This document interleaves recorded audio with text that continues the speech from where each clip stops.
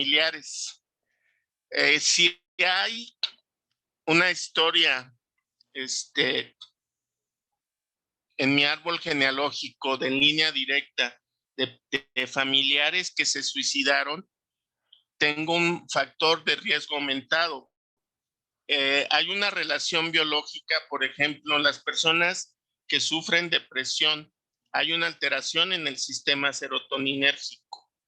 Entonces hay algo que se llama de medición de serotonina en plaquetas y se han hecho estudios que dentro de este grupo de personas deprimidas que tienen una disminución a nivel plaquetario de serotonina están más deprimidas que las que no tienen esta disminución a nivel de plaquetas y también presentan una mayor índice de agresividad que un paciente deprimido que no tiene disminución plaquetaria de serotonina.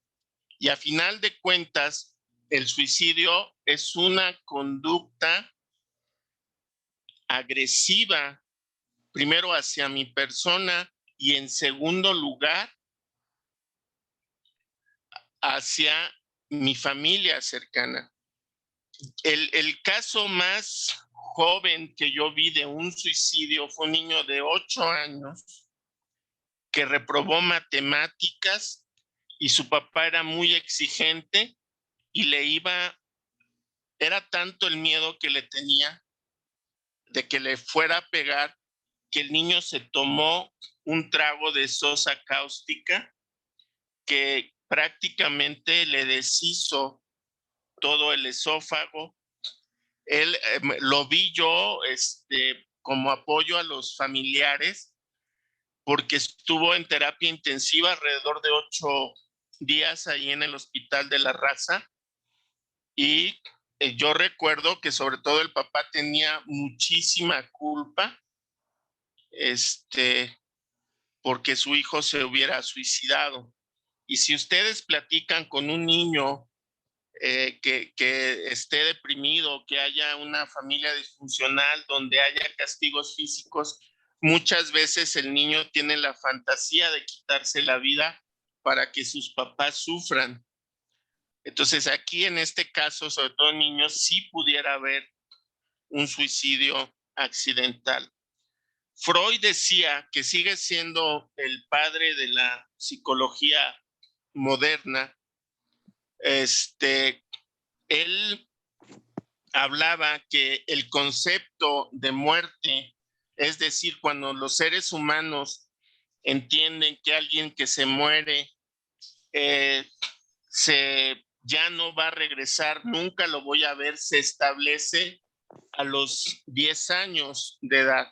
A los 10 años de edad un niño ya sabe que quien se muere no regresa, ya no tiene un pensamiento mágico de volver a ver a esa persona o a esa mascota que murió.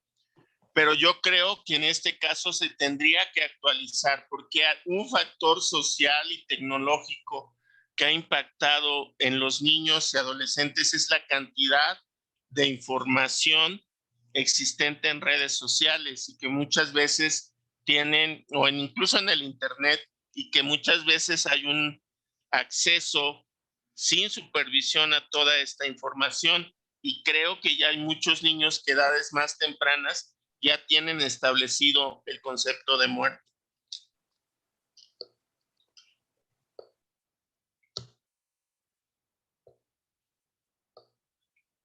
Para hacer una estimación del riesgo suicida, tenemos que ver algunos factores demográficos, como la edad, porque ya se ha visto que el suicidio difiere según el grupo etario y tiene que ver también con factores estresantes psicosociales relacionados con edad y familia o con problemas de desarrollo. La edad de inicio de un trastorno psiquiátrico. ¿A qué edad se estableció este diagnóstico? Por ejemplo, entre más temprano inicia una esquizofrenia, es más grave el cuadro y puede presentar también con mayor frecuencia algún intento o algún suicidio. Entre los 10 y 24 años, las tasas de suicidio se elevan bruscamente hasta 13 personas por cada 100,000 habitantes. Esto es a nivel mundial. Y después de los 70 años, hasta 20 por cada 100,000. Entonces, ¿por qué creen que las personas de la tercera edad son el grupo etario donde más suicidios hay? Por la falta de atención. Aparte. Pues precisamente porque primero cursan con depresión de que ya no se sienten a lo mejor aceptados por la sociedad, a lo mejor también sus amigos y o su cónyuge pues también fallece, o por ejemplo que ya no pueden ser productivos como antes y también de que dejan de escuchar, pues ya no pueden a lo mejor convivir como antes y que ya no pueden valerse por sí mismos y a lo mejor también pueden sufrir maltrato, podría ser. Ok, me parece muy interesante la visión que tú planteas, pero ojo, la edad no es igual a depresión. Creo que son más los factores sociales y de interacción familiar los que pueden causar alguna disfunción o alteración de duelo. Otra cosa muy importante es el autoconcepto, o sea, cómo me siento yo como viejo o cómo me siento al ya no ser útil, ¿sí? Ustedes ya llevaron geriatría. Sí. Okay. ¿Vieron o hablaron de cómo se les trata a los viejos en México? Sí, doctor. Sí. Es más, alguna vez la que era presidente del Fondo Monetario Internacional, no recuerdo si era francesa o belga, dijo que los viejos eran una carga económica que el mundo ya no se podría dar el lujo de seguir manteniendo.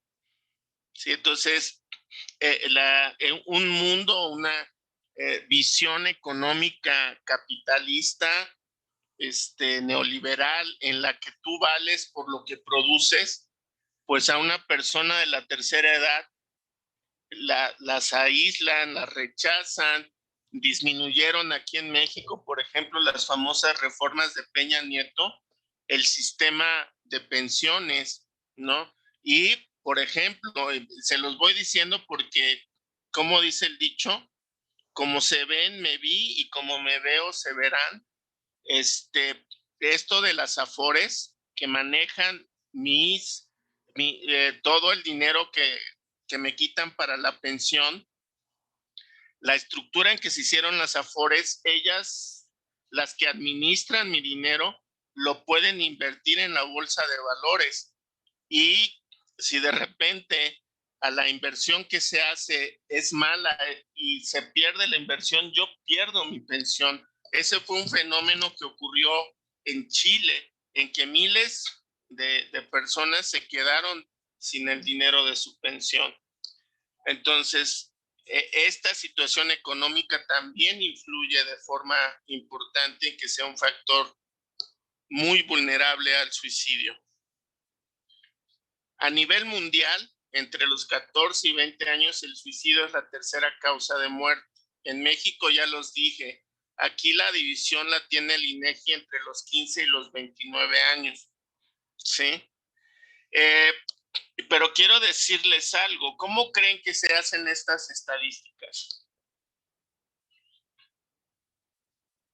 ¿Cómo el INEGI sabe que la segunda causa de muerte en jóvenes de 15 a 29 años es el suicidio? Pues con los certificados de defunción. Ok. ¿Y cuántos suicidios no se registrarán?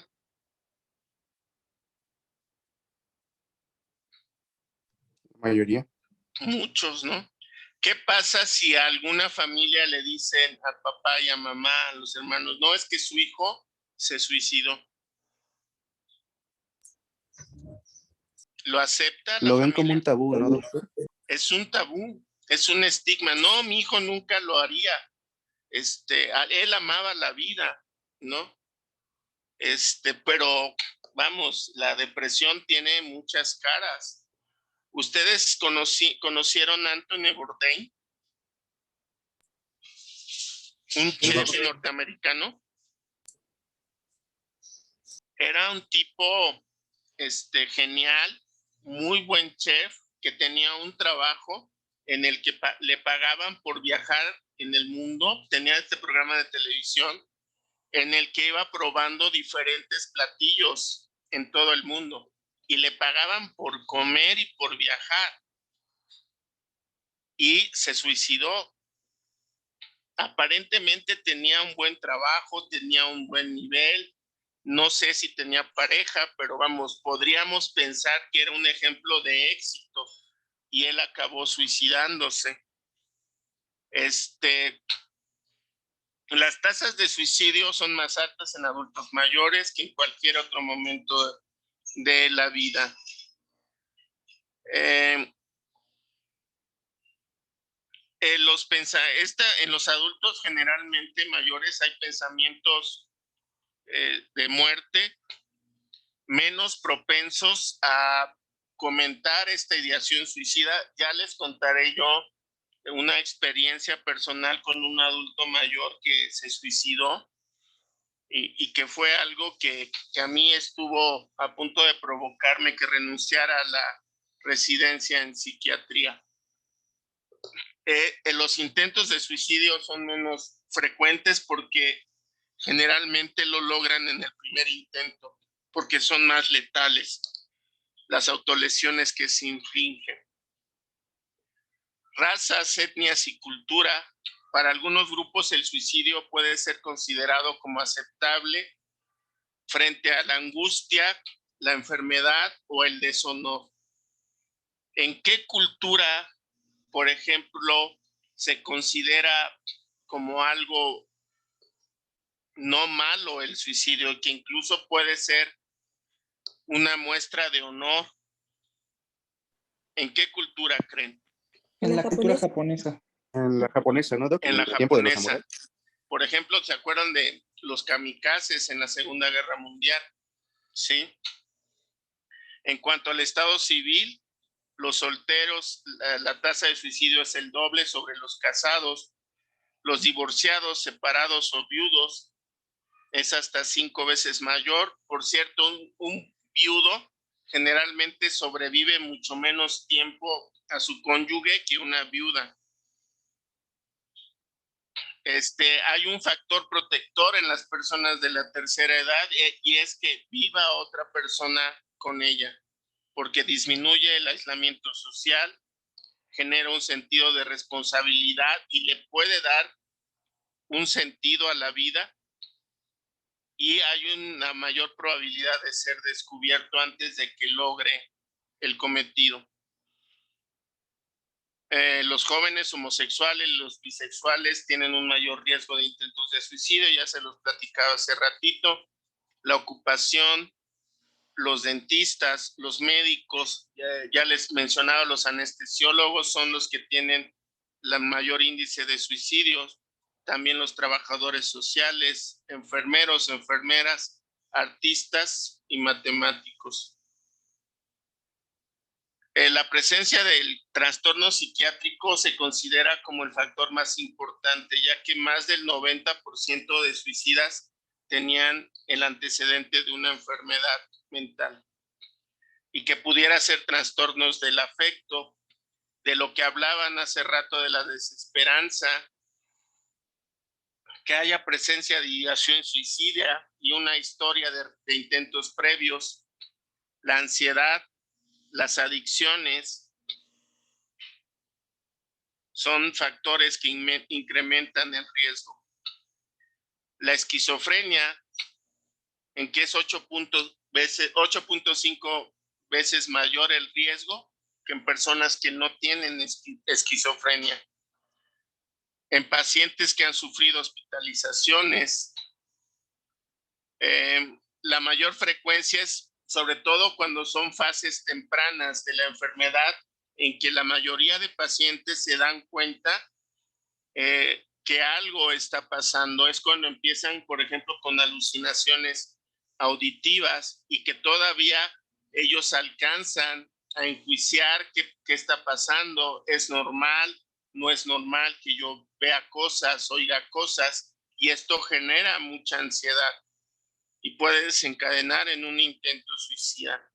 Cuando egresan de un hospital psiquiátrico, porque hay una estigmatización muy importante sobre lo que es un internamiento en un hospital psiquiátrico. No sé si vieron una noticia de un chico que violó un diputado federal.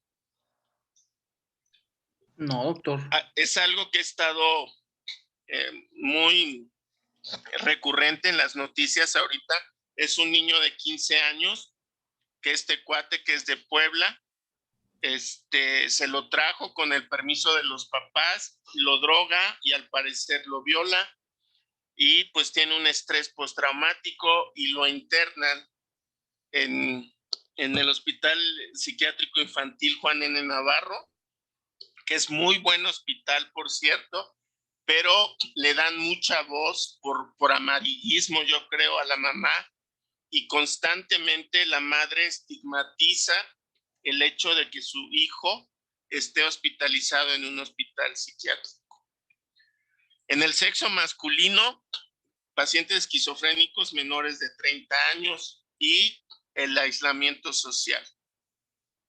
En los trastornos de ansiedad es de 6 a 10 veces más alto el riesgo y en los trastornos de pánico hasta un 42%.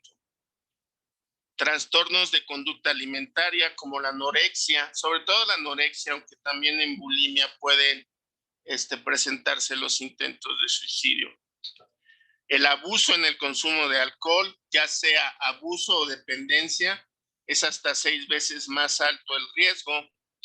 Es el segundo antecedente psiquiátrico más importante, sobre todo si hay pérdidas interpersonales que cursen con episodios depresivos y que generalmente son comórbidos con trastornos de ansiedad.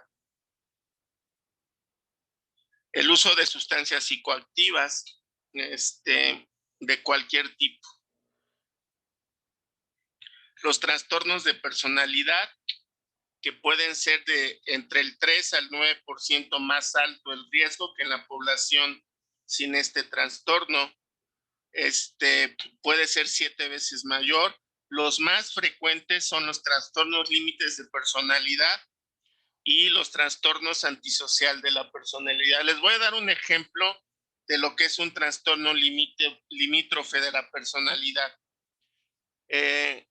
Niurka, no sé si la ubiquen, y la Alejandra Guzmán y su hija tienen trastornos límites de la personalidad. Un trastorno antisocial de la personalidad, Felipe Calderón, Carlos Salinas de Gortari, no, Peña Nieto no, porque no tiene la suficiente inteligencia, pero son algunos ejemplos de lo que son este tipo de trastornos. La característica del trastorno límite es que ellos solo pueden ver el mundo o totalmente bueno o totalmente malo, y esto hace que estén en el borde de lo que es una neurosis y una psicosis, y por eso se le llama límite. La característica principal del trastorno antisocial es que no tienen el sentimiento de culpa. Ellos son capaces de robar, de matar, sin sentir culpa por haberlo hecho. Esto es una tabla acerca de la estimación del riesgo suicida, que sería un poco ya más especializada hacia los que nos dedicamos a la salud mental. Esta es una escala, ¿sí?, de riesgo suicida. A mí en lo general no me gusta utilizar escalas. Creo que lo más importante, porque pone un gran barrera con los pacientes, porque si yo estoy haciendo la escala en lugar de estar entablando una conversación con él, con estas características que ya le había mencionado, de estar atentos a su conducta, de hacer un contacto visual, establecer un buen rapport, tener empatía, creo que es muchísimo más certero el diagnóstico, la intervención, que el aplicar una escala, pero que en un momento dado sí pudieran ser de ayuda. Esta es otra escala. Les voy a mandar la presentación para que lo tengan. Ok, doctor, muchas gracias. Ok, esta es otra. Esta es, creo que dentro de las escalas que existen, ¿sí? Esta de las personas tristes es la que más pudiera darme una idea acerca del riesgo de suicidio de un paciente. Ahora, ¿cómo debo de manejar al paciente suicida? La prioridad es la seguridad y es la única urgencia real en psiquiatría. Alguien que intentó suicidarse, ¿sí? Y debe, por ley, yo puedo internar a una persona con intento de suicidio, aunque no esté psicótica, aunque el paciente no quiera. Yo tengo la capacidad por indicación médica y para preservar su vida, lo puedo internar contra su voluntad hasta por 72 horas sin que me acusen de secuestro. Tiene que haber una vigilancia estrecha una vez que el paciente esté internado. Sí, si el paciente llega intoxicado, tengo que estabilizarlo previamente. Y hay que estar evaluando frecuentemente cómo está su ideación suicida. Entonces, esto que les decía de la entrevista, si ustedes les toca algún paciente que no haya tenido un intento suicida, pero tiene la ideación o tiene ideas suicidas, es muy importante que haciendo el contacto visual le pregunten desde cuándo tienen la idea, cuándo fue la última vez que tuvo la idea, si ha pensado en otra forma de quitarse la vida y por qué no lo ha hecho. Con toda esta información yo puedo encontrar los dos factores primordiales en la ideación suicida, que es la intencionalidad, que es las ganas que tiene el paciente de quitarse la vida. Les doy un ejemplo. Una chica de servicio doméstico con escolaridad de 2 años de primaria, originaria de Oaxaca, que se viene con una tía a la Ciudad de México para tener mejores ingresos y que llega con la idea de tomarse 3 aspirinas con una Coca-Cola. ¿Cómo verían ustedes esa ideación suicida? Ella lo que piensa es tomarse 3 aspirinas y una Coca-Cola. ¿Qué me hablan Tal acerca? Pues yo pensaría que tal vez debido a su conocimiento, bueno, a su falta de, en sus ideas, pues piensa que tal vez puede ocasionarle algo grave que la pueda conducir hacia la muerte. Exactamente, ¿sí? Entonces, chicos, esto es muy importante. Doctor, una pregunta. Sí, te escucho. ¿Se puede retener a un paciente que no, o sea, comentaba el suicidio accidental, que pasó, así que accidentalmente, pero no logró matarse? ¿Podemos retener a ese paciente las 72 horas? De poder se puede, pero dudo mucho que alguien quiera echarse ese tiro. ¿Sí me explico? Tendrías que fundamentarlo muy bien. en tu historia clínica, en tu evaluación. Porque para la ley, chicos, el inconsciente no existe. ¿Sí? Entonces, yo puedo, como experto, detectar cuál accidente, ¿no? Que hay una acting out, una inconsciencia, pero que es muy alto la posibilidad de que se quite la vida. Entonces, yo sí lo retendría, pero tendría que justificarlo de una forma objetiva en la historia para que yo me evite problemas, ¿sí? Y máximo serían las 72 horas. ¿Sí queda claro? Sí, doctor, gracias. Ok, ahora, algo que a veces me molesta mucho y yo soy medio troll en las redes sociales, es que los médicos evaluamos a los demás desde nuestro marco teórico. Yo la mayoría de las veces que en mis grupos pongo este ejemplo de esta persona que se quiere tomar 3 aspirinas y una coca para suicidarse, la mayoría me responde que no tiene ganas de suicidarse y hasta se ríen y hacen bromas en el grupo.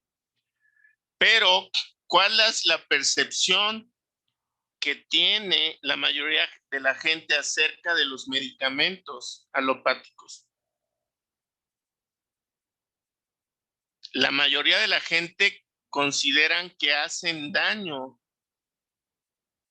los medicamentos, ¿sí?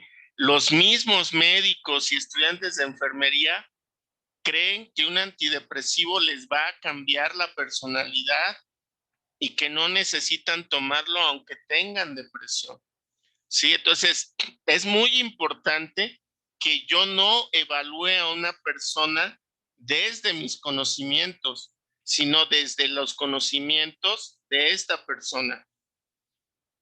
Y yo recuerdo que cuando era niño decían, jamás te tomes un mejoralito con una coca porque te vas a cruzar y hasta daño te va a hacer y te puedes morir porque eres niño. Eso me decía una abuelita. Sí.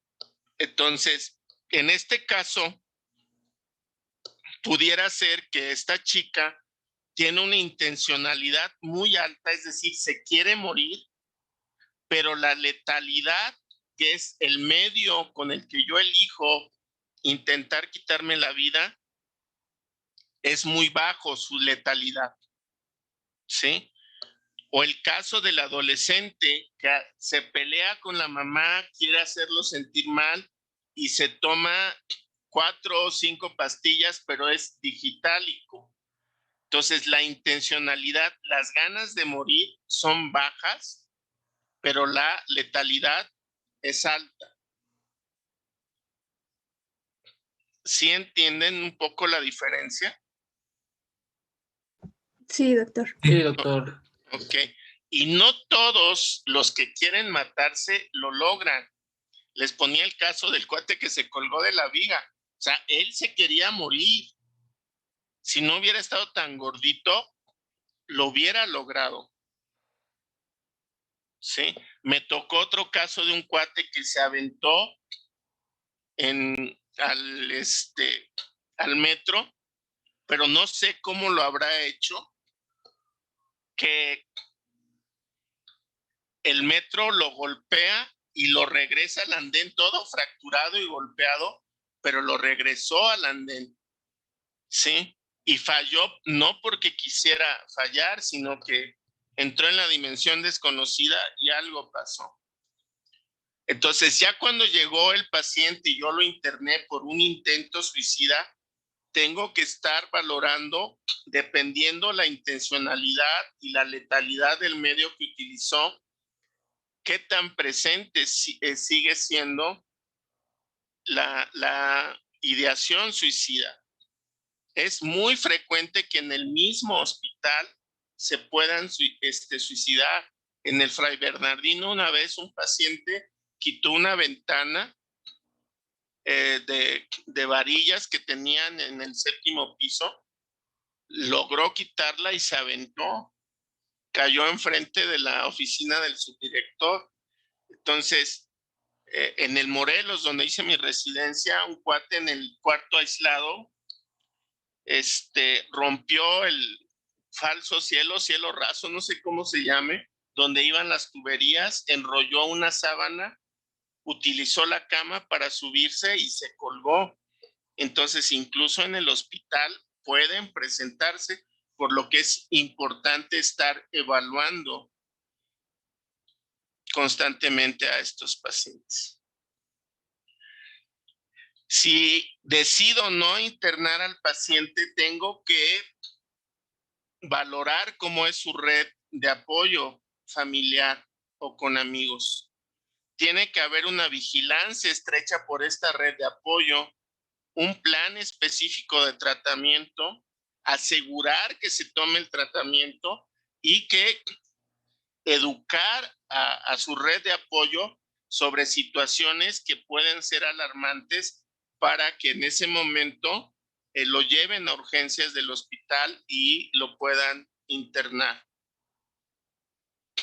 Hay algo que hacen mucho, sobre todo los psicólogos, en que los hacen firmar, incluso psiquiatras, sobre todo en el Instituto Nacional de Psiquiatría, que llevan muy poca clínica, hacen muy buena investigación, pero la clínica es la entrevista con los pacientes. Hacen un tipo contrato en el que el paciente, el médico y un familiar firman para comprometerse a no cometer el suicidio, ¿sí? Y hasta el 50% de los pacientes que lograron suicidarse hicieron pactos terapéuticos y hasta un 67% negaron tener presencia de la ideación suicida. Hay que evaluar en todo paciente que llegue por ideación o por intento si hay agitación, ansiedad, insomnio, si están los factores crónicos de riesgo, el acceso que pudiera tener a armas, a veneno, a medicamentos, ¿sí? Indicaciones de ingreso hospitalario, trastorno psiquiátrico grave, psicótico o depresivo o ansioso, un intento de suicidio de alta letalidad o intencionalidad, intentos de suicidios previos y repetitivos, cuando hay un riesgo inminente de suicidio y que lo podemos detectar por la conducta y por la actitud del paciente. Cuando haya un plan que sea letal, claramente, en casos en que hay una intoxicación aguda y en circunstancias sociales de alto riesgo. Ok. ¿Dudas, preguntas, aclaraciones, reclamaciones? Por el momento no, doctor, todo bien. Ok. Les comentaba yo, creo que cuando estábamos revisando lo de la historia clínica,